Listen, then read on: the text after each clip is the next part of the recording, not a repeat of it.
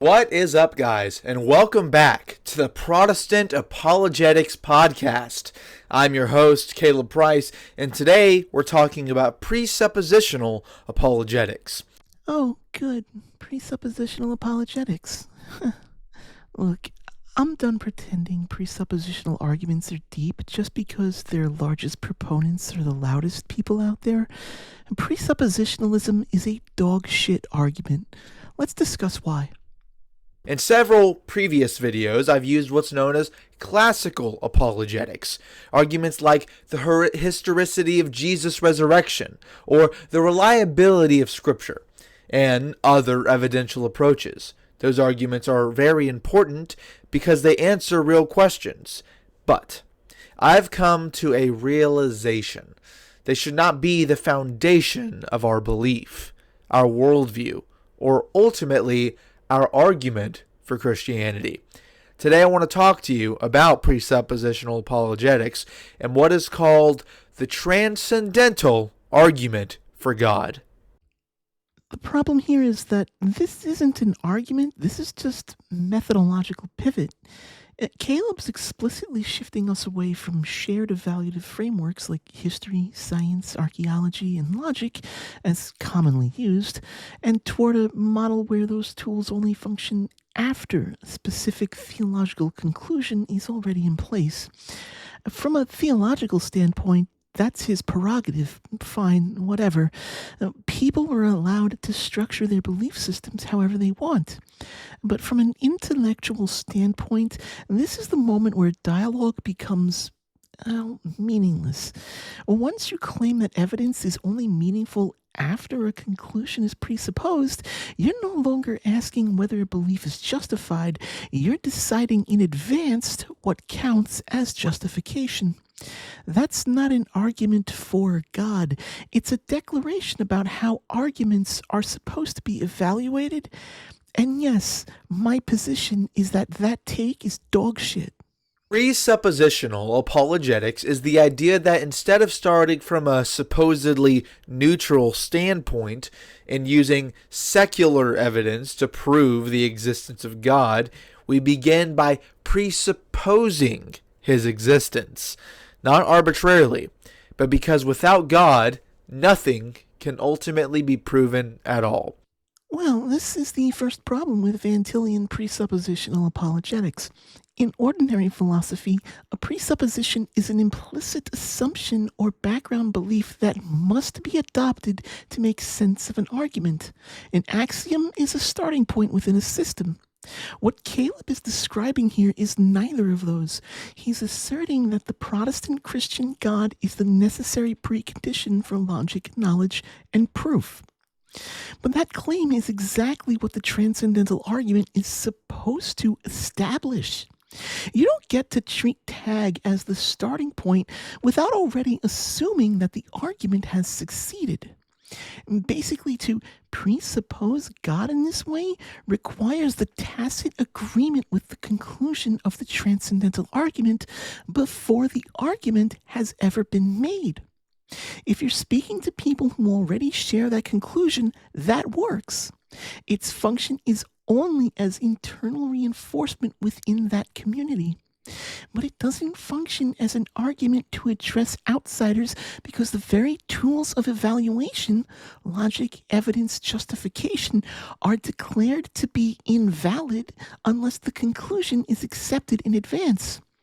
That's the typical Van Til, Bonson, Darth Dawkins hamster wheel. In order to argue from it, you have to first agree with it. This approach uses what's called the transcendental argument, which argues for God by showing the impossibility of the contrary. Ah, yes, there it is, the impossibility of the contrary. There's always a way to tell which branch of the presuppositional tree they fall from. Evolution is impossible? J. Dyer. Borrowing credit? Craig Bonson. Impossibility of the contrary? Darth Dawkins. It's pretty easy to spot these guys. It's like the AI slop of apologetics. And no, Tag does not argue for God by showing the impossibility of the contrary in any non-circular way. To declare the contrary impossible already assumes that your own framework is the correct one. That's not a demonstration of impossibility, that's just assertion. You don't get to say the alternative collapses when the thing you're proposing hasn't been independently established as coherent, let alone true. At best, you've claimed that something must exist. You've not shown that this something is God, and you definitely haven't shown that it's the Protestant Christian God. People fall into this trap of a false dichotomy. Theists, especially presuppositionalists, act like as if atheism falls, then their brand of theism wins by default, as if there's a single atheistic framework and that their God is a single well-defined option rather than a massive bundle of incompatible claims. Even if you somehow showed that a particular atheistic framework fails, that doesn't magically smuggle your theology in through the back door. Claiming the impossibility of the contrary requires more than just knocking something else down. You also have to show that your own claim is substantive, that it's not just a label slapped onto whatever role you think needs filling. Tag never does this work. God is treated as an assumed solution, not an argued one. Here's something presuppositionalists just do not want to grapple with.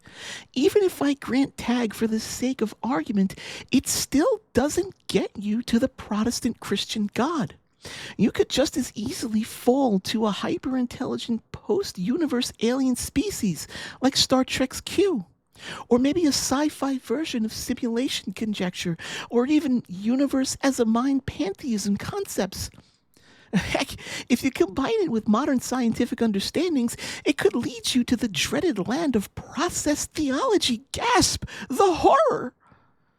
So even if the word mind wasn't doing some supremely heavy lifting here and wasn't being smuggled in as some kind of perfect platonic form, it wouldn't lead you to God. It would simply lead you to something with thought. That's a problem. If your argument leaves me with a dozen wildly different possibilities that all fit the same role, then it hasn't proven anything. All you've done is pointed out a metaphysical gap. And that leads us to deeper questions even still. Where does this metaphysical gap come from? Is this a legitimate gap or just the result of misunderstanding? Should we be asking deeper questions like, what if there's something more fundamental than substance ontology? But before we even dig that deep, there's yet another layer presuppositionalists never touch. They never ask whether the question, does God exist, is even well formed to begin with. They treat God as a necessary precondition for logic, reason, and knowledge without ever establishing that this concept is coherent enough to play that role in the first place. People obviously believe in gods, that's not in dispute, but why they believe, how God concepts form, and what explanatory work they actually do are questions presuppositionalism refuses to ask. When it does offer answers, they're always circular. God is necessary because God is necessary. That's not demonstrating the impossibility of the contrary. That's just refusing to allow your framework to be evaluated in the same way you evaluate other frameworks. The claim is simple. Without the Christian God, you cannot account for knowledge, logic, or reason. In this video, I want to focus on one worldview specifically that can account for those things, and that's atheism. In a future video, maybe we can examine other religions and maybe why those don't measure up either. Realistically, what Caleb is doing here is smuggling in a demand for ultimacy. He's not just saying atheism can't explain logic or knowledge. He's saying that unless you can give an ultimate, absolute, final explanation, it doesn't count as explanation at all. Why? Hell if I know. He never argues for that requirement. He just insists on it.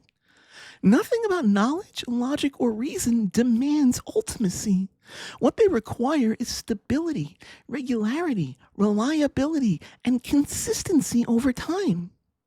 And there are plenty of ways systems stabilize without appealing to some final metaphysical bedrock.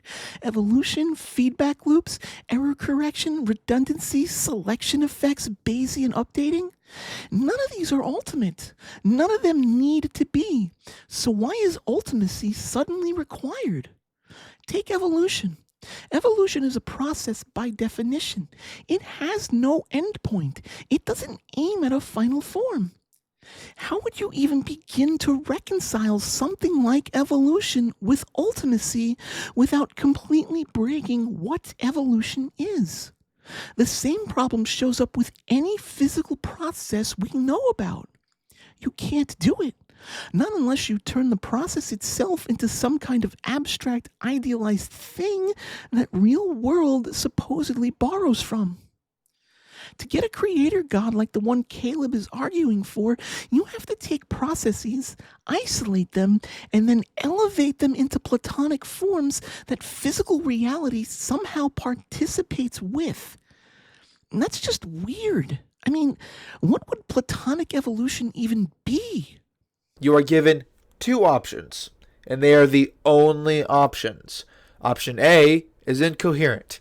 It cannot account for fundamental laws of reality and must borrow those laws from option B, while option B is coherent and can fully account for those laws. Which option would you say is proven, at least philosophically? And this just circles us right back to the false dichotomy problem. What Caleb is trying to do here is divide reality into two sets, God and not God. He then declares one of those sets incoherent and the other coherent and asks which one is proven. As a thought experiment, sure, this works on a whiteboard, but it doesn't map onto the real world. The trick presuppositionalists pull is pretending it's legitimate to judge option A's coherence from within option B's framework. That's not analysis. That's stacking the deck. At no point do Van Til, Bonson, Dyer, or Darth Dawkins actually engage in an honest internal critique of atheistic worldviews.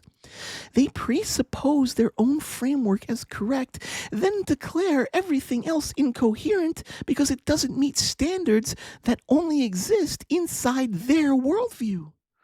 Well, I'm sorry. You can suckle on Darth Dawkins' pseudo-philosophical teat all you want. That doesn't make your critique of the opposing viewpoint valid outside of your frame of reference. When presuppositionalists say this worldview can't account for X, what they really mean is this worldview doesn't account for X in the way that my worldview demands. That's a completely different claim than the one they verbally state. Atheistic worldviews can account for knowledge, logic, and reason. They just don't need to do it metaphysically. They can do it through relation. There are things brains do as they interact with the world. We can measure them, we can impair them, we can watch them degrade with injury, disease, or altered chemistry. That's the so-called grounding. That's it. No God required, no ultimacy required, no metaphysical freight train attached. From inside that worldview, that is coherent. It explains what it sets out to explain. The fact that it doesn't satisfy presuppositional Christian metaphysical preference is irrelevant. Worldviews do not have a requirement to carry the metaphysical baggage of every other worldview. That is ridiculous and impossible. Presuppositional apologetics survives by forcing other systems to bear weights they never agreed to carry. And then, when they inevitably refuse, presuppositionalists call that incoherence. That is dishonest garbage. Now consider a second example. Imagine a fan with two settings. You tried to prove which setting it's on after assuming the fan is already plugged in and running. but you never proved that the fan was even on in the first place. You cannot prove something using an unproven assumption. I'm sorry, maybe I'm just getting dumber with my old age, but what is this example supposed to show? A fan is a physical object that does actual work. It consumes energy. It moves air. It increases entropy. You don't need some transcendental argument to figure out whether a fan is on. It's either blowing air in your face or it isn't. And even if the fan is broken, I can still tell which setting it's on. I can look at the dial, low, medium, high, 1, 2, 3. The setting exists independently of whether the fan is currently doing what it's supposed to do. As for whether it's plugged in, I can just follow the cord. That's how physical systems work. You trace causes, you check connections, you verify assumptions by interacting with the thing. Now contrast that with what he's doing with God. What's the equivalent here? Where's the cord I'm supposed to follow? What experiment am I supposed to run? Am I supposed to dunk myself in holy water and see if logic starts working better? When I actually follow the cord of logic, when I trace it through evidence, it leads me to brains, to biology, to messy, evolved systems that abstract regularities from the world because doing so works well enough to survive. Logic doesn't drop out of the sky fully formed. It's an abstraction we use to compress and communicate patterns we observe. And when the brain is damaged, intoxicated, or altered, that abstraction degrades. That's not a mystery. It's exactly what you'd expect if logic is something we do, not something handed down from on high. So if I apply the fan analogy consistently, following the fan's cord tells me whether it's plugged in. Following the cord of logic tells me it comes from biological processes interacting with a stable world. That doesn't lead me to God. That leads me to conclusions that humans are biological organisms making educated guesses until something works well enough. That's not a problem for the not God worldview. That's just reality. Now, these analogies represent Christianity and any other worldview that is not Christianity, but specifically for this video, that worldview is going to be atheism. Here's the deal. The atheist worldview relies heavily on proof, evidence, and more importantly, deductive reasoning. Observation, prediction, conclusion. If I've said it once, I've said it 1,000 times. Atheism isn't a worldview. Even the hardcore presuppositional guys usually manage not to be this sloppy. Now, if I'm charitable and assume he means atheistic worldviews, he's still wrong. Because he's hard-coding a specific epistemology and pretending it's mandatory. It isn't. You don't have to presuppose the scientific method. A lot of atheistic frameworks use it, yes, but that's a choice, not a requirement. There's no atheist rulebook that says thou shalt reason via observation, prediction, and conclusion. For example, the framework I operate from doesn't work that way at all. I don't start with deduction. I don't start with necessary axioms. I don't start with ultimate foundations. I start with interaction. Systems interact. Interactions produce outcomes. Some outcomes are consistent, some aren't. The consistent ones become reliable. The inconsistent ones get treated as noise and discarded. That's it. No claims of certainty, no appeal to ultimacy, no metaphysical grounding ceremony, just repeated interaction with reality and statistical trust built over time. It's messy, sure, it's probabilistic, it doesn't provide the clean Platonic abstraction he wants, but it works. And more importantly, it's an atheistic framework that does not rely on observation, prediction, conclusion in the way he's pretending is universal. So when he says the atheist worldview relies on X, what he really means is atheistic frameworks don't look like the straw man I want to argue against. But deductive reasoning makes a massive assumption, one that cannot be proven within an atheistic worldview. That assumption is the uniformity of nature. The idea that the world will continue to function tomorrow the same way it does today. That gravity won't reverse. That logic won't change. That cause and effect will remain stable. But in an atheistic worldview, this uniformity is assumed, not justified, not proven. And as we have already established, you cannot prove anything using an unproven assumption. So that means deductive reasoning as a method of proof within the atheistic worldview is thrown out the window. And with that, the scientific method. Man, the uniformity of nature argument is such a weird hill to die on, because what you're really doing here is demanding that people metaphysically guarantee the future before they're allowed to think. I mean, think about what he's trying to say. Atheists must account for why gravity won't reverse, why logic won't suddenly stop working, why cause and effect won't just suddenly implode, as if anyone anywhere has ever witnessed this happen at the macro level. He's saying these things as if someone without a metaphysical prior at some point in the past had the fundamental systems of reality betray them because they didn't believe in his God. That's ludicrous. First, he's already confused about what kind of reasoning he's talking about. Deductive reasoning does not rely on the uniformity of nature. Deduction is truth preserving inside a formal system. If the premises are true, the conclusion follows, full stop. No tomorrow required, no future assumption required, no gravity required. Uniformity is an induction problem, not a deduction problem. He's quietly shoved Hume's problem of induction under all reasoning and then pretended atheists are uniquely stuck with it.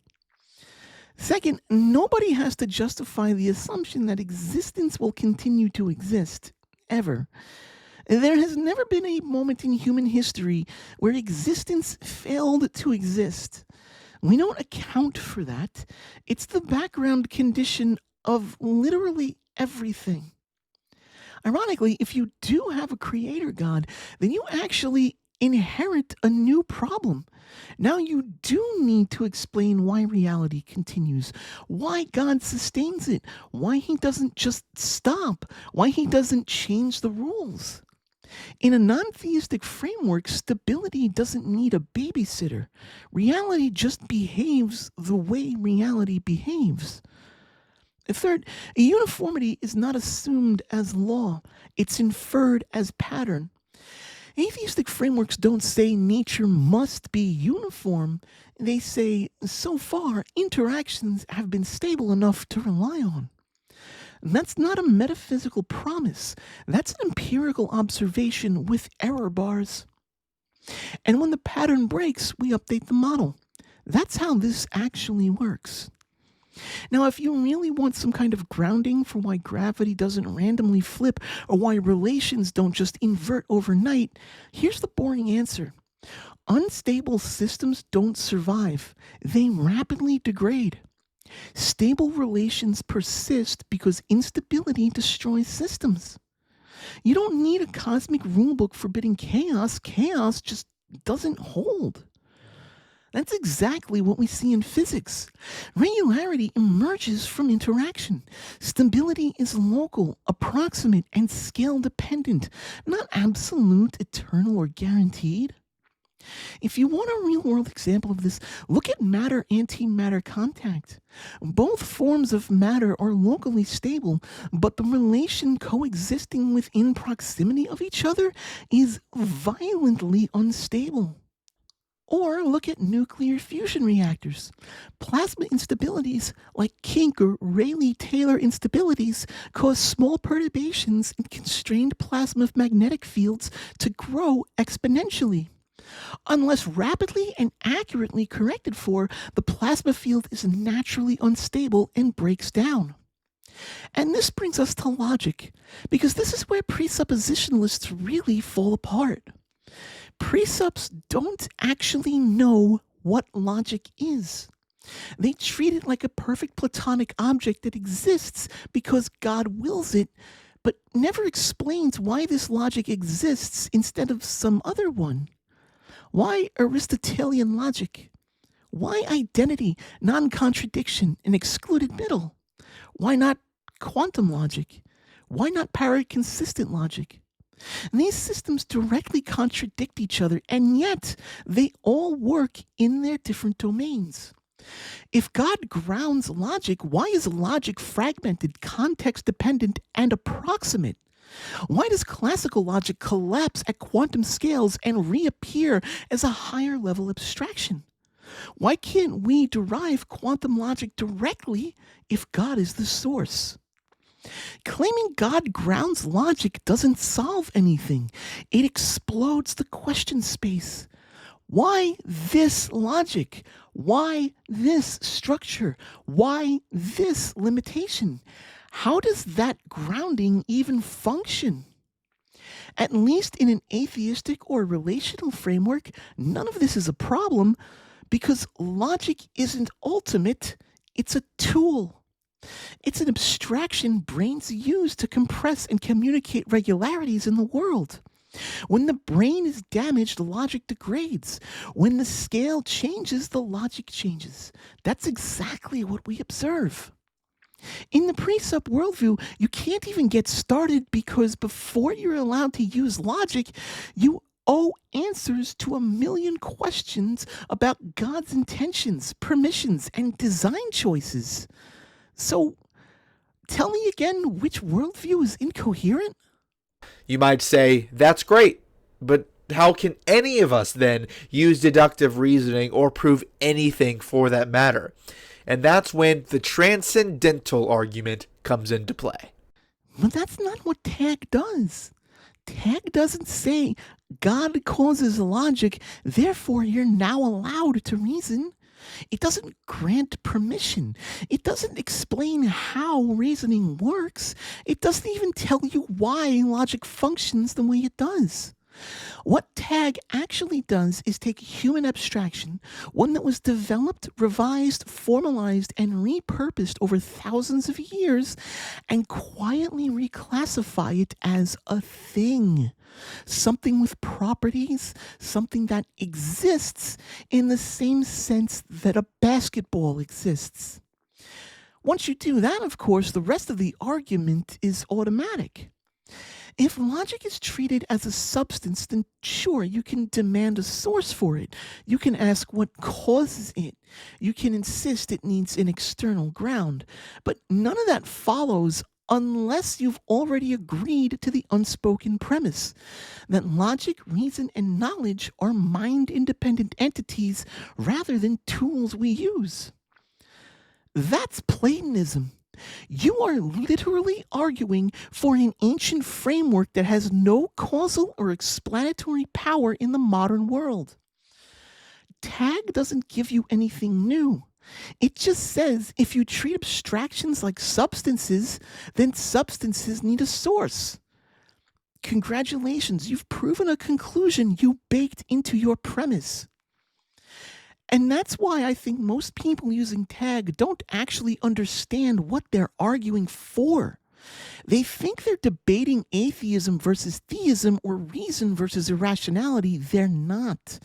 They're arguing over whether the laws of classical logic exist as independent things unto themselves, floating out there in reality, waiting to be grounded by God. And that's the real question. And once you see that, Tag stops looking like a deep transcendental insight and starts looking like what it really is, a massive category error. And that's the fundamental flaw of Tag, and one of the many fragile pillars of holding the presuppositional apologetic position. Once you argue Tag, you're no longer arguing God versus not God. You are arguing Platonism versus non-Platonism. The Christian worldview says the uniformity of nature is grounded. Why? because there is a sovereign God who governs all things, a God who has a plan, sustains creation, and reveals himself in Scripture. Okay, so at this point, I really don't have anything new to add about tag itself. The argument folds in on itself because it presupposes a Platonic ontology that most contemporary philosophers, including theistic ones, simply reject. That's not a controversial statement. Now, a presuppositionalist will insist that it isn't Platonic because these abstractions are grounded in God's mind, but that doesn't actually avoid Platonism. It just relocates it. To make this move, you have to assume that everything meaningful is already a content of God's mind. If logic is God's thoughts and reality is structured by logic, then reality is the structure of God's thoughts. Therefore, there is no distinction between God's mind and reality. You haven't solved the problem of abstract objects. You've just wrapped Platonism in a theological blanket and accidentally argued for pantheism. Congratulations, presuppositionalists. You're actually process theologians. But I want to stop here because the next claim is something presuppositionalists say all the time, and almost nobody ever asks them to explain it. They claim God sustains creation. Okay, what the hell does that actually mean? And I don't mean rhetorically, I mean literally, because to sustain is not a vague spiritual phrase. It has content. Sustaining something means supplying what it needs to continue existing or functioning.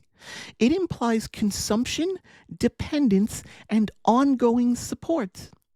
Fetuses are sustained by their mothers' bodies. People in vegetative states are sustained by doctors, machines, and resources. Cars are sustained by fuel, maintenance, and replacement of parts. In every case, sustaining involves a transfer of energy or value over time.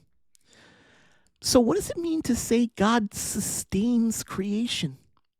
Is God an infinite energy source the universe draws from? If so, why does entropy exist? Why does the universe appear to be winding down? Why do all our physical models point towards heat death, equilibrium, or self-sustained systems via quantum fluctuations and not perpetuity? And if God is sustaining the universe, why do we even have energy scarcity? Why do stars burn out? Why does anything decay? Why does lead exist? It's the corpse of uranium. It's what's left when energy is gone. If God is sustaining the universe, why is he letting batteries die? On the other hand, if sustaining doesn't involve energy, consumption, or interaction, then what's left? What is actually happening? Because sustaining is a temporal concept. It's something that occurs over time. There is a relation. The sustainer pours time, effort, money into the sustainee over time. But God, as traditionally defined, is timeless, atemporal, outside of time altogether. So how does an atemporal being perform an ongoing act? If a triomni being that is timeless, spaceless, and immaterial sustains creation, how does anything actually get done? What does work even mean in that context? If the sustaining power is infinite, then what is energy? And how do you meaningfully distinguish infinite energy from an endless black void if nothing is differentiated, expended, or constrained? If sustaining is indistinguishable from doing nothing, then functionally God is nothing. I mean, geez, what even is energy to a presuppositionalist? In the real world, it's just a number we ascribe to interacting systems. It's purely a description. But presups act like our model abstractions are some kind of thing. Do you see my problem with presuppositionalism yet? For every answer they give, they open up 100 more unresolved questions that lead to hundreds more unresolved questions. The laws of logic exist because God exists. I have asked this before, numerous times, even in debates, and presuppositionalists never have a good answer. Which laws of logic and why? Do you mean the laws of classical logic? Because the law of excluded middle is actively contradicted by quantum logic, and quantum phenomena are far more fundamental than the classical laws of Aristotle. There are a few possible answers presuppers will give to this question, and they all suck. First, there's always the dodge. Presuppositionalists love to rag on atheists for admitting we don't know about the fundamental nature of reality, but when it comes to their own lack of understanding the fundamentals of reality, we don't know suddenly becomes it hasn't been revealed to us yet.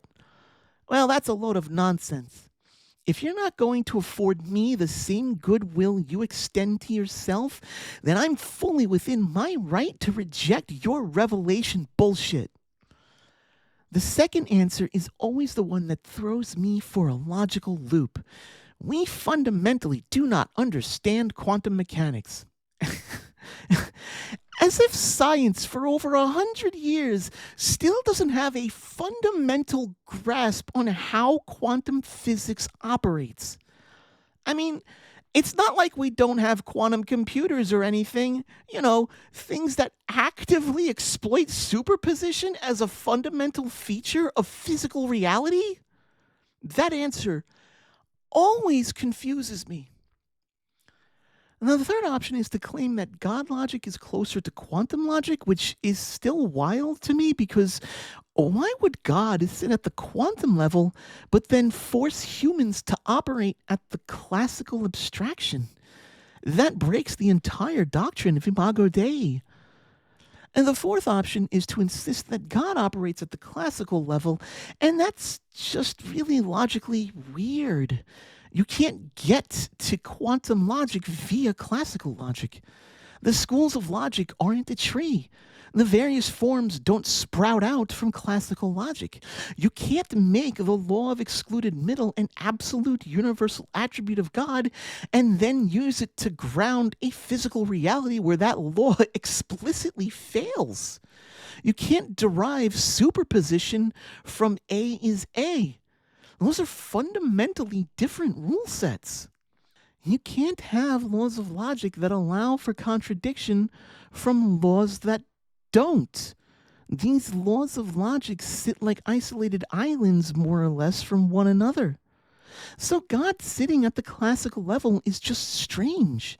It means God logic is somehow adjacent to, but not encompassing of all forms of logic that are exhibited within reality as we observe it. There's also the fifth option, where you can proclaim that God logic encompasses all logic, but you just don't know how. If that's the case, then I have to seriously ask, is God a computer? Does he have an old Rust drive that needs to be defragmented? Why is God logic so broken up into weird, disjointed pieces? Caleb claims that the laws of logic exist because of God, and if I grant that, then I'm once again opening up a can of worms. Every single answer that presuppositional apologetics gives only causes more questions to appear. That's distinctly not the case in a relational worldview. When substance is set as secondary and relation primary, logic isn't a thing, it's a stable interaction that humans use to express that stability and make predictions about it. Logic ends up being emergent from more fundamental phenomena. They are reflections of his unchanging nature. The transcendental argument proves God's existence by pointing out the impossibility to the contrary. This is why the transcendental argument works. The Christian God is proven because the alternative collapses. All right, no. No, this is not how impossibility of the contrary works. I know Darth Dawkins drilled that phrase into your head, but repeating it louder doesn't make it true. DD isn't trained in philosophy. He's trained in presuppositional apologetics and then retrofitted philosophical vocabulary so he can win internet slap fights. He's not doing philosophy. He's doing Mad Libs with the SEP pages open. So let me show you what impossibility of the contrary actually look like when it's applied properly. You start with two propositions. Call them God and not God. In the not God set, we have things like relational ontology, emergent processes, feedback, and stability over time. Logic, reason, and knowledge are explained as things that arise from how systems interact. That framework appears coherent within its own rule set. In the God set, you have God. Logic, reason, and knowledge are grounded in God's nature. That framework also appears coherent within its own rule set. So far, no impossibility of the contrary exists. We just have two different, apparently coherent systems. Here's where impossibility of the contrary actually applies. When you compare the specific commitments each framework makes and test them for internal incoherence, you don't compare them against metaphysical commitments of other frameworks. You perform an internal critique to find if there are actual logical faults. Not simply lacking explanation, but actual internal logical fallacies. And this is where the presuppositional framework falls apart. Presuppers add an extra entity, God, and define that entity as timeless, spaceless, immaterial, and yet somehow causally responsible for sustaining a temporal universe. I already walked through why that claim is a problem. What does it mean to sustain? How does a timeless thing perform an ongoing act? How does something immaterial cause physical effects? These aren't rhetorical questions, they're logical ones, and under classic Christian theology, they don't have coherent answers. That's where the contradiction lives.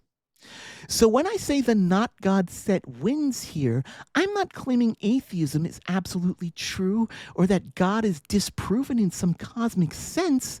I'm saying that given your definitions and my definitions, your framework violates the laws of non-contradiction that you yourself claim is divinely grounded. That's impossibility of the contrary. It's narrow. It's targeted. It applies to specific, well-defined frameworks with explicit commitments. It is not a universal refutation device, and it is not a magic win by default button.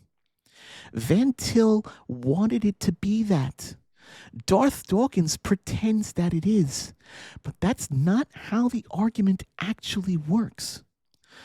The rest of this video is just Caleb declaring his own personal rules of engagement, so I'll jump to the interesting bits.